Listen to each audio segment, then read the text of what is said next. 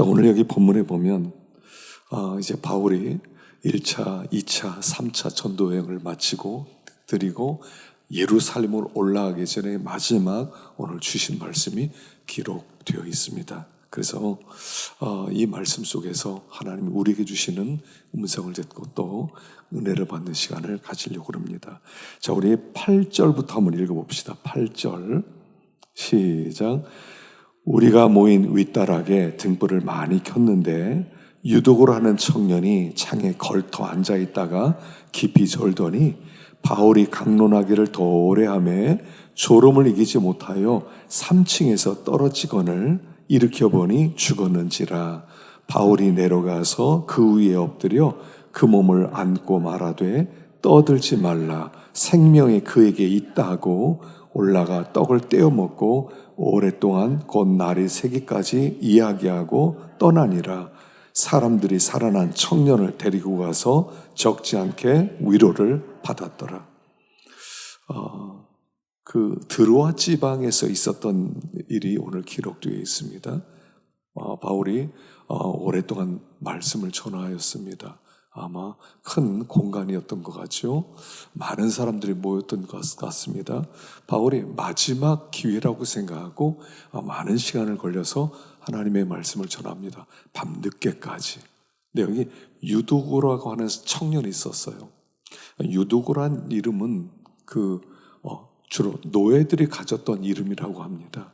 이름의 뜻은 뭐냐면 행운하라는 뜻이라는 거야. 유라고 하는 것은 좋다는 뜻이고 투케라고 하는 것은 행운 이런 뜻인데 행운이 있는 그런 좋은 사람, 복이 있는 사람 그런 뜻입니다. 그러니까 사람들이 복 받았으면 좋겠다, 어떤 일이 일어났으면 좋겠다, 그런 이름의 뜻을 가지고 있단 말입니다.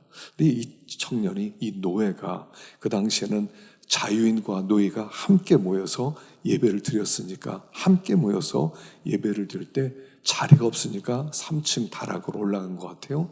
창가에 걸터 앉아서 하나님의 말씀을 들었습니다. 따뜻한 공기는 아무래도 위로 올라가니까 위가 따뜻했겠지요. 졸리기도 했겠죠. 밤도 늦었으니까 꾸벅꾸벅 졸다가 거기에서 3층에서 떨어졌습니다. 일으켜서 보니까 죽었어요. 사람들이 죽었다. 사실 말씀이 선포되는데 어떤 사람 떨어져 죽어서 사고가 났다. 그러면 문제가 되지 않겠습니까? 바울이 그는 죽지 않았다고 그를 안고 엎드립니다. 그리고 그가 생명이 돌아와서 위로받았다 하는 그런 내용입니다. 그런데 이 유두고라는 이 이야기를 여기 왜 이렇게 기록해 놓았느냐는 것입니다.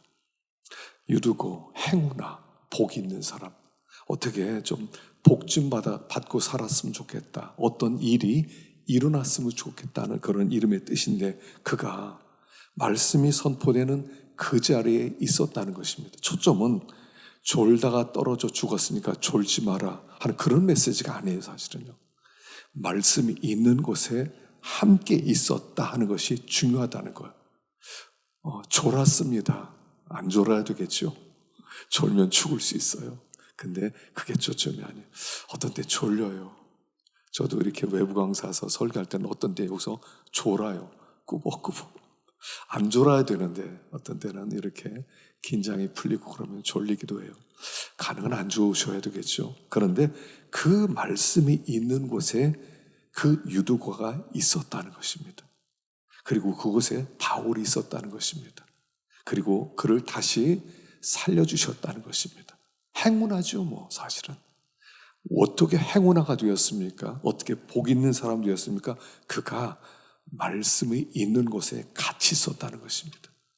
노예니까 종일 일을 하고 그 다음에 저녁 때 이렇게 예배를 드리러 나왔는데 그냥 피곤하니까 오늘 힘들어, 나 가기 싫어, 그럴 수도 있는데 그곳에 있었다는 거예요.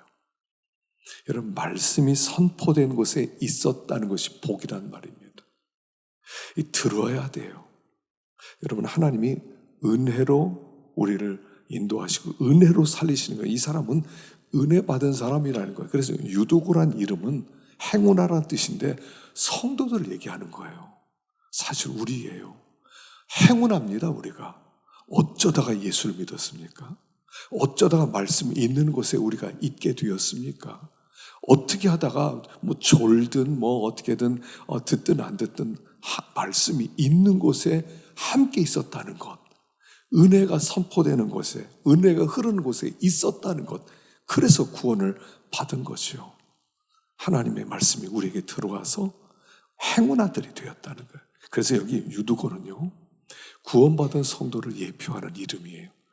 우리가 다 유두고예요. 행운아들, 복받은 사람들이란 뜻입니다. 세상에 제일 큰 복이 예수 믿는 복 아닙니까? 믿고 싶어도 안 믿어지는 사람이 사실 많아요. 믿고 싶은데 안 믿어져요. 근데 이게 믿어진다는 게 웬 은혜란 말입니까? 그래서 우리가 유두고들이다, 우리가 은혜 받은 행운아들이다 하는 사도행전에서 아주 유두고라고 하는 이 독특한 사건을 통해서 우리가 받은 은혜 받은 사람이라는 것을 가르쳐주고 있다 하는 것입니다. 자, 그리고 사명자는 어떤 사람이냐 하는 것입니다. 자, 18절 읽어봅시다. 18절 시작. 오매 그들에게 말하되 아시아에 들어온 첫날부터 지금까지 내가 항상 여러분 가운데서 어떻게 행하였는지를 여러분도 아는 바니 곧 모든 겸손과 눈물이며 유대인의 관계로 말미암아 당한 시험을 참고 주를 섬긴 것과. 여기 사명자는 어떤 마음으로 사역하는 사람이냐 하는 거죠. 그래서 여기 겸손과 눈물, 시험을 참고 견디고 주를 섬기고 여러 가지를 얘기하지만 여기 제일 중요한 자세가 뭐냐면 겸손과 눈물이라는 거예요. 바울이 겸손과 눈물의 이 자세로 하나님의 사명을 감당하고 좋은 사역자로서 또 많은 교회를 세웠다는 겁니다. 겸손과 눈물이에요. 이 사명자들, 사역자들은 항상 두 가지 마음이 있어야 돼요. 하나는 겸손이에요. 겸손이 뭐냐면 사실은 저도 이렇게 복음을 전합니다만 복음이 무엇입니까? 이 복음이란 예수 그리스도의 십자가 부활, 하나님이 우리에게 주신 하늘의 비밀이에요. 어마어마한 사실은 이 복음을 천사가 와서 전해야 돼요. 천사가 정말 능력 있게 전해야 듣는 사람도 은혜를 더 많이 받을 거예요. 근데 전하는 사람을 보니까 이게 별거 없어요. 바울이 자기를 생각할 때 바울이 뭐 대단하다 그렇게 생각 안 했다는 것입니다. 이 복음을 전하기에 합당하지 못한 나를 보는 거예요. 아, 내가 이런 복음 전해도 돼? 이 어마어마한 하나님의 말씀을 전해도 돼? 사람을 살리기도 하고 죽이기도 하고 복받기도 하고 재앙 가운데 있게 하는 이 복음을 내가 전할 자격이 있어? 그래서 바울은 고린도전서 2장에서 항상 두렵고 떨리는 마음으로 전했다고 그래요. 복음은 문제가 없는데 전하는 사람에게 문제가 있을 수 있는 거예요. 사실 듣는 사람도 전하는 사람을 보고 듣기도 하고 안 듣기도 하잖아요. 훌륭한 사람이 와서 전한다고 막 사람들이 막 몰려들고 들으려고 그래요. 시원치 않은 사람이 전하면 뭐 그냥 그렇겠지 그렇게 생각해요. 그러니까 항상 전할 때 이런 겸손함이 있어요. 하나님, 내가 복음을 전하기 합당한 사람입니까? 이 엄청난 복음을 나 같은 사람이 전해도 되는 겁니까? 이 겸손함이 있어요. 나 때문에 복음이 막히는 것 아닙니까? 하는 이 자세가 있었다는 것이에요. 내가 사명받았으니까 난 대단한 사람이야. 그러니까 나를 높여야 돼. 날 알아줘야 돼. 이런 게 아니에요. 이렇게 내가 설교도 돼. 이 자격도 없는 게 맨날 강단에서 뭐 설교한다고 그래. 너는 어때? 항상 이런 자격지심이 있어요. 항상. 설교하고 내려와서 야, 그걸 설교라고 했냐? 또 막연 또 공격하기도 하고요. 하여간 그래서 첫째는 겸손이에요. 두 번째는 눈물이에요. 눈물은 뭐냐면 전하는 사람도 참 시원찮아요. 근데 듣는 사람도 무지해요. 잘 깨닫지를 못해요. 열심히 가르쳤는데 무슨 얘기했지? 무슨 말이야? 나 도무지 못 알아들었는데 열심히 전했는데 전혀 변화도 안 돼요. 믿음이 좀 쏙쏙 자라고 막 변화되고 하나님께 헌신하고 그러면 좋겠는데 그런 게 잘 안 보여요. 시간이 오래 지났는데 그 사람이 교회 다닌 지 오래됐는데 안 변했어요. 그럴 때는요 눈물이 나요. 내가 더 잘을 전하고 저 사람이 더 잘 깨달을 수 있도록 더 많이 좀 기도를 좀 해주고 그랬으면 그가 더 많이 변했을 텐데 이거 내가 더 많이 기도하지 못하고 또 잘 전하지 못해서 저들이 저렇게 잘하지 못했구나, 저들에게 연약하고 아무리 가르쳐줘도 잘 깨닫지 못하구나 이렇게 생각할 때는요 눈물밖에 없어요. 사실은요 한 사람 한 사람을 이렇게 보면서 변화되는 것이 목회 기쁨이거든요. 저 사람 저렇게 변화되다니. 저 사람 저렇게 새롭게 되다니. 저 사람이 저런 어려움도 이기다니. 저런 말 듣고도 견디다니. 대단하다. 이런 때 막 정말 기쁨이 있거든요. 근데 그런 사람도 있지만 그렇지 않은 사람이 더 많아요. 말씀을 들은 것 같은데 이거 은혜를 받았는지 변화가 안 되기도 하고 또 시험에 들기도 하고 그럴 때는요 눈물이 나는 거예요. 정말 한 사람 한 사람을 생각하면서 한 사람 이 사람도 붙들어 주시고 그리고 그 눈물로 그 사람을 기도할 때 그 사람이 또 더 많이 변화되고 더 새롭게 되는 것을 봐요. 두 가지예요. 겸손과 눈물이에요. 나를 전하는 나 사명자를 생각할 때는 부족해서 겸손하고 듣는 사람들을 바라볼 때는 답답해서 눈물이 나고 눈물을 흘려줘야 되고 그래야지 하나님의 복음이 열매를 맺는 거예요. 그래서 한 사람이 여러분 자녀 하나를 기르기까지 제가 결혼 주례할 때 이제 마지막으로 부모에게 인사시키는데 내가 감동이 돼요. 여기까지 기를 때까지 얼마나 고생했을까? 얼마나 많이 울었을까? 아이 하나 길러서 결혼시켜서 독립시키는데 정말 눈물 바가지로 흘리잖아요. 바가지가 뭡니까? 정말 그래서 막 그 결혼할 때 보면 다 신부들은, 신랑들은 이게 잘 모르고 신부들은 끌어안고 울고 막 그러지 않아요. 한 사람이 성장하는데 눈물이 필요하더라고요. 우리 직분자들은 울어주는 사람이 돼야 돼요. 목자들이 울어주는 사람이 돼야 돼요. 울어주는 사람들. 그럴 때 그 울음으로 그 눈물로 눈물 먹고 자라는 거예요. 사역자 첫 번째 자세, 겸손과 눈물이에요. 두 번째는 22절입니다. 22절 읽어봅시다. 시작. 보라, 이제 나는 가는데 거기서 무슨 일을 당할는지 알지 못하노라. 오직 성령이 각성해서 내게 증언하여 결박과 환난이 나를 기다린다 하시나.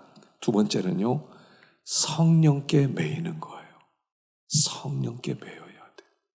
성령의 인도를 따라가는 겁니다. 바울이 이 사역을 감당할 수 있었던 것은 성령에 매였기 때문에 그래요. 성령께 사로잡혔다는 겁니다. 성령이 그를 완전히 제압하고 성령이 그를 완전히 이끌어가서 이끄는 대로 그가 갔다는 거예요. 이게 사명자들이에요. 사명자는 자기 생각, 자기 뜻, 자기 계획, 자기 의지, 자기 편리함, 자기 안일함 이런 걸 생각하는 게 아니에요. 사명자는 성령께 사로잡혀야 돼요.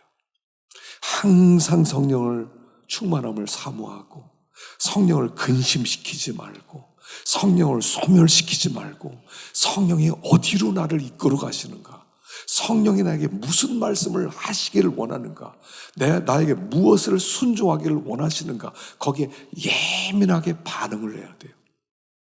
마지막 때 징조가 뭐냐면 성령의 무관심이에요. 하나님께 무관심이에요. 성령이 교회에게 하신 말씀을 듣고 그 성령을 따라 움직여야 되는데 성령에 둔감해지는 거예요. 마지막 때는. 그래서 노아의 때와 같고 롯의 때와 같아져요. 먹고 마시고 시집가고 장가가고 집 짓고. 그 무슨 뜻입니까? 그거 하지 말라는 겁니까? 그거 하다가 영적인 감각을 잃어버렸다는 거예요. 성령의 감각을 잃어버리고 무감각하게 되었다는 거예요. 영적인 무감각이 위험하다는 거예요. 사명자는 성령을 따라가는 사람들이에요. 성령의 인도를 따라가는 사람. 근데 인도를 따라갔더니 뭐라고 그래요? 여기 성령의 각성에서 내게 증언하여 결박과 환난이 나를 기다린다. 성령이요, 잡고 나를 예루살렘으로 이끌어가요. 예루살렘으로 가라. 그런데 너 가면 고생 직사게 할 거다. 거기는 환난과 핍박이 기다려서 무슨 고난을 받을지 모른다. 각오하고 올라가라 라고 얘기하세요. 성령 인도를 따라가면 평안하고 좋은 일 막 넘치고 일이 막 잘 풀리고 거기서 사람들이 막 환영하고 믿는 사람 막 몰려들고, 이게 아니라 너 예루살렘 올라가야 돼. 근데 올라가면 너는 거기서 결박과 환난이 기다릴 거야. 오히려 고난이 있다고 얘기해 주는 거예요. 여러분, 성령을 따라가시잖아요. 고난이 있어요. 고난이 있어요. 성령이 고난이 있다고 다른 제자들에게도요 다 알려주세요. 21장에 보면 또 그런 말씀이 계속 되거든요. 올라가지 말라고. 고난이 기다린다고 그랬다고. 이 띠임자를 꽁꽁 묶어서 이렇게 만들 거라고, 당신 그렇게 될 거라고, 그러니 가지 말라고. 근데 성령은요, 바울은요 성령께 사로잡혔어요. 고난 있는 거 나도 안다. 너희들도 금성 들었냐? 나도 들었다. 근데 성령이 나에게는 예루살렘으로 가라 하신다. 난 가야 된다. 무슨 일을 만나도 가야 된다. 성령을 따라갔단 말이에요. 우리가 사명을 받은다면요 성령을 따라가야 돼요. 내 생각과 어떻게 하면 편안한가, 어떻게 하면 고생 안 하는가. 여러분, 얼마 산다고요? 얼마 산다고. 바울은 성령에 매여서 하나님이 인도하는 대로 간다는 거예요.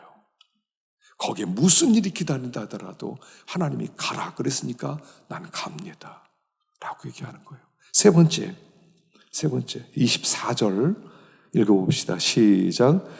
내가 달려갈 길과 주 예수께 받은 사명 곧 하나님의 은혜 복음 증언하는 일을 마치려 하면은 나의 생명을 조금 더 귀한 것으로 여기지 아니하노라. 바울의 각오죠. 내가 달려갈 길과 주 예수께 받은 사명, 은혜 복음 증거하는 일을 마치려 하면은 나의 생명을 조금 더 귀한 것으로 여기지 아니하노라. 바울이 내 생명이 하찮다 이런 뜻이겠어요? 내 생명은 아무것도 아니다. 그러니까 나는 어떻게든 돼도 좋다 이런 뜻이겠어요? 생명은 다 귀해요. 자기 생명은요 다 귀해요. 하여간 자기 생명을 위해서 아플까봐, 추울까봐, 배고플까봐, 병들까봐 얼마나 자기를 위하는지 몰라요. 내 몸 너무 위해요. 이게 목숨을 아끼는 거거든요.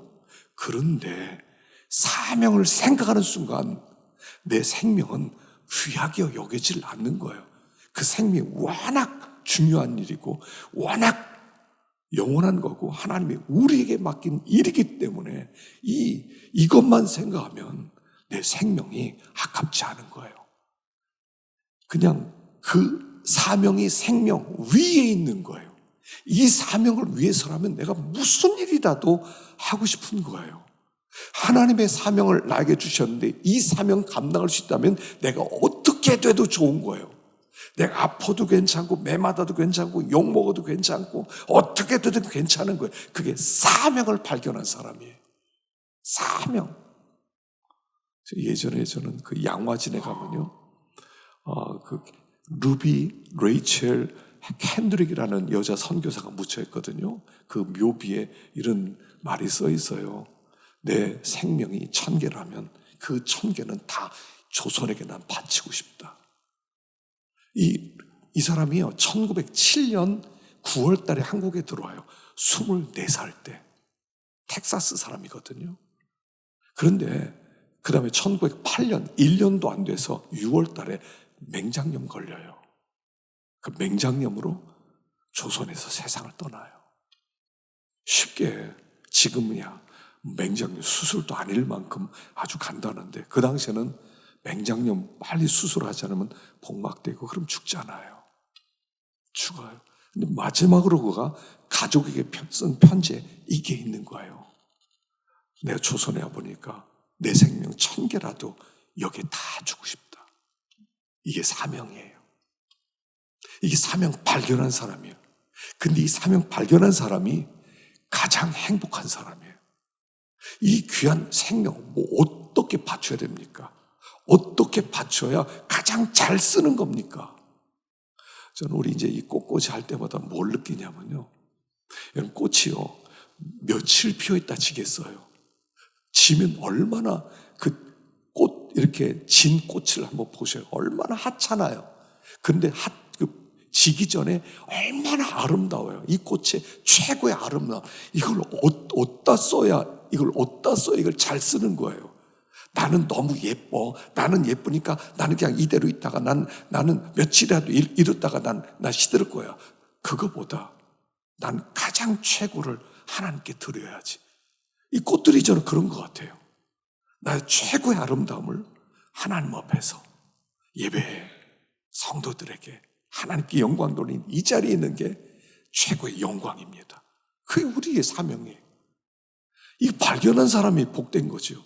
내 전부를 주고 아깝지 않은 뭔가를 발견한 사람, 그 최고의 가치를 발견한 사람, 그게 사명이에요.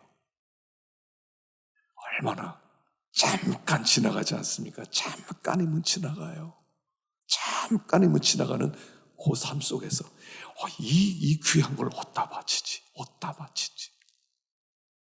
그게 사명이란 말입니다. 그 사명을 발견하면 내 생명이 아래로 내려가요.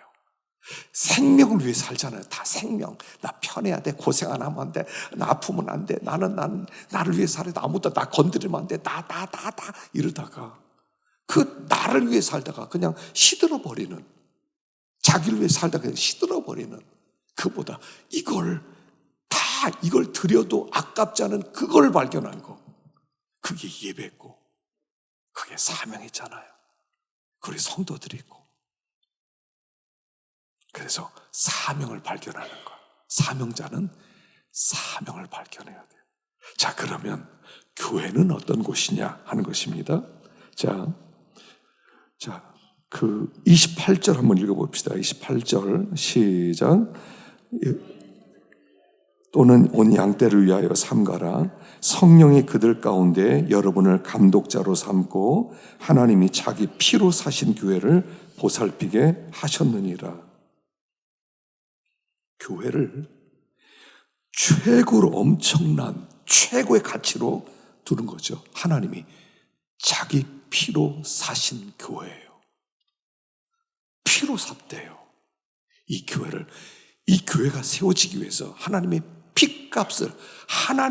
피값을 지불했다는 거예요. 어떤 사람의 피값이 아니라 하나님의 피로 세우신 교회라는 거예요. 그러니까 이 교회 가치는 이 땅에 있는 어떤 공동체, 어떤 모임보다도 가장 존귀하고 가장 소중한 가치를 지닌 것이 교회라는 거예요. 우리들이 이렇게 모였어요. 많이 모이진 않았어도 함께 모여서 예배를 드려요. 이 모임이 피로 값주고 세우신 교회야. 그 뜻 속에 뭐겠습니까? 함부로 대하지 마. 함부로 대하지 마.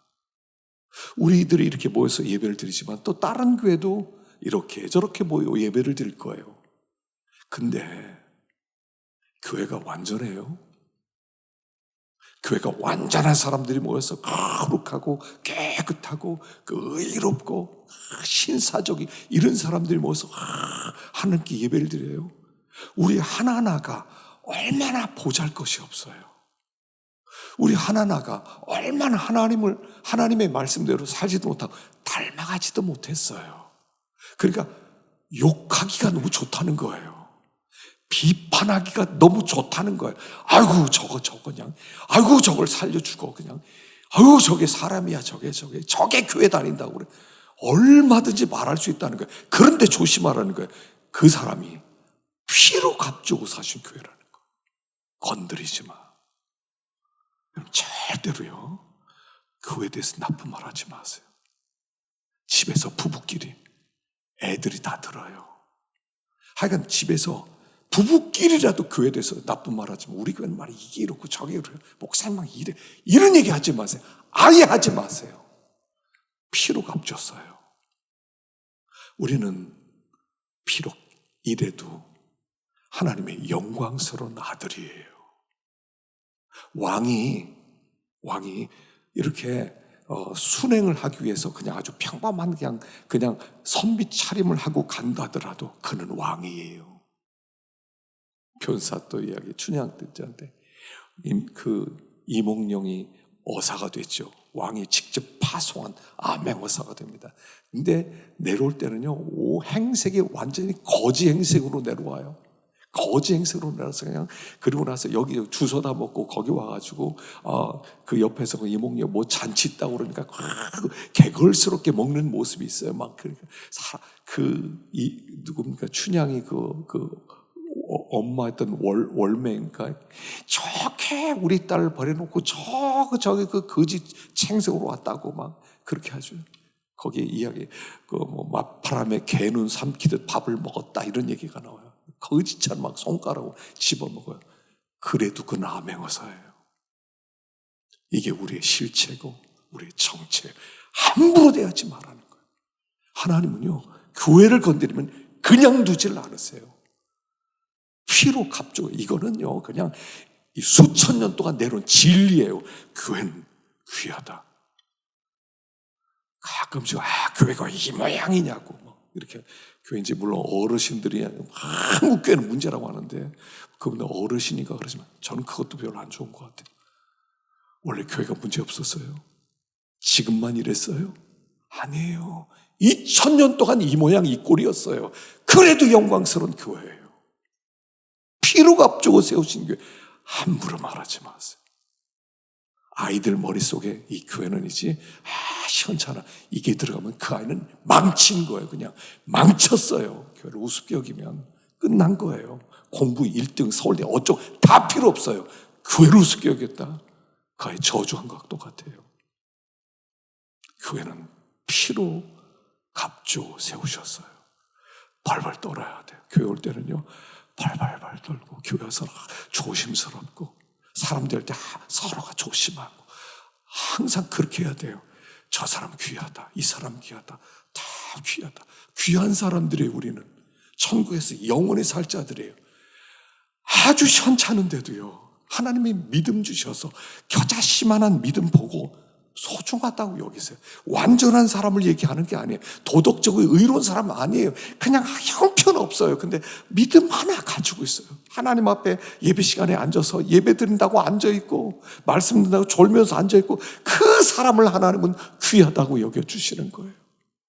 함부로 대하지 마시라는 거예요.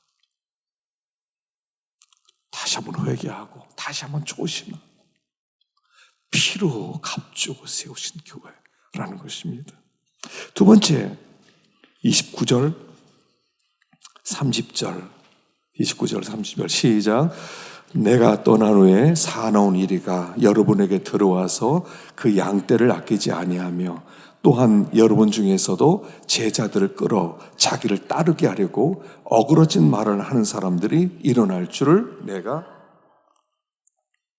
사나운 이리가 들어와서 양떼를 아끼지 않냐고. 사나운 이리가요. 사나워요, 이리가. 그냥 덮치려고. 우리가 이렇게 예배를 했지만 지금 이 원수 마귀가요, 둘러서 보고 있어요. 어떻게 덮치지? 누구를 덮치지? 이 사나운 이리는요, 덮칠 사람 너무 잘 알아요. 신천지가 넘어뜨리는 사람이 있어요. 교회 정착 못하고 이렇게 떠돌아다니는 사람 혼자. 그 공동체에 들어오지 못하는 사람 기가 막히게 끌어가기 시작해요. 항상 함께 모여서 함께 예배드리고 함께 해야 되는데 함께 하지를 못해요. 그 마귀가 살짝 와서 속삭이기 시작해요. 다른 데 가자. 이런 얘기 들어라. 저런 얘기 들어라. 그럼 속에 꼬드기는 거예요. 하여간 공동체는 참 피로 값주고 세우신 존귀하지만 너무너무 연약하고 너무너무 부족해서 부족한 양떼들이기 때문에 이리가 와서 덮치기가 딱 맞은 공동체라는 거예요. 그래서 기도를 많이 하라는 겁니다. 서로 위해서 기도 많이 해주셔야 돼요. 우리 각 가정을 위해서 제사장들이 하나씩 있어야 돼요. 가정을 지키는 제사장이 하나 있어야 돼요. 그 제사장이 자녀들을 위해서 하나하나 기도해주고, 남편을 위해서 기도해주고, 부모님을 위해서 기도해주고, 친척을 위해서 기도해주고, 기도할 때마다 마귀가 덮치려고 하다가 가까이 못해요. 하여간 이상해요. 기도만 하면 마귀가 덮치려고 하다가 가까이를 못하더라고요. 하여간 기도하면 기도가 막 불이 되는 것 같아. 그 들판을 가다가 이렇게 야영을 하게 되면 막 거기 이제 밤에 짐승들이 막 곰이니 뭐 표범이니 늑대니 오잖아. 불을 많이 피워야 돼. 불을 피우면 이 털이 있는 짐승은 불을 두려워해. 본능적으로 가까이 못해요. 어느 정도 있어요. 그러다 밤에 졸면 불이 약해지면 또 덮치려고 그러는 거죠. 불이 약해지면 덮치는 거예요. 기도가 약해지면 덮치는 거예요. 가정을 덮치는 거예요. 한번 덮치면요 대책이 없어요. 이리가 덮치면요 완전히 밥이 되는 거예요. 양떼들은. 교회는 공격을 받아요. 성도들은 공격을 받아요. 하여간 알아야 돼. 마귀는 나 공격해서 무너뜨리려고 지금 아주 호시탐탐 노리고 있다. 정신 똑바로 차려야 된다. 내가 기도로 깨 있어야 된다. 나 기도로 보호할 것이다. 하여간 기도하면요 건드리지 못해요. 하여간 이건 철칙이에요. 성경 철칙이에요. 기도하면 건드리지 못해요. 하나님 그렇게 만들어놨어요. 마귀는 성도가 기도하는 걸 제일 싫어하는 거예요. 기도 좀 하지 말라는 거예요. 기도 좀 하지 말라고. 자빠져 잠이나 자지 왜 나와서 기도하냐고. 기도 좀 하지 말라고. 그래 기도하지 않으면 다 밥을 자녀들 다 밥으로 만들어서 다 데려가 나가고 하나님이 어디 있어 하고 다 나가고. 왜요? 기도 안 해서 그래요. 기도 안 하면 지킬 수가 없어요. 지킬 수가 없어요. 이 사나운 이리떼들이요 하여간 어떻게 곁으로 와서 틈타는지 몰라요. 매일매일 덮쳐요. 매일매일